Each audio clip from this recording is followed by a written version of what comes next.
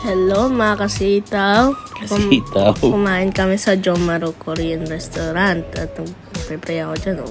Yun. Bago ang lahat, shoutout kay Ace Gabinose. Aking gwapong pamangkin. Shoutout Ace. Yan.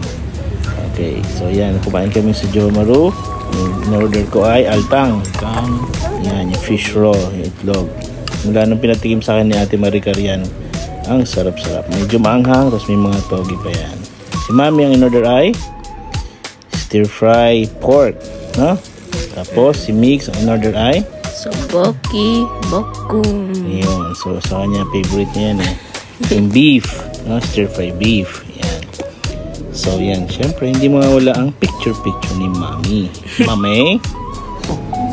Picture, video. Pray mo na si Mix. Amen. Tapos kumain na kami. Ayan. So, yung fish roll yan, yung itlog ng isda.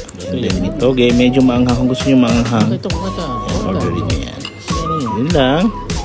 Kaya, kung gusto nyo i-try ang Jomaro dito sa Lincoln Road Korean Restaurant. So, busog na kami. Nimig-mig. See you on our next vlog. Bye. Bye.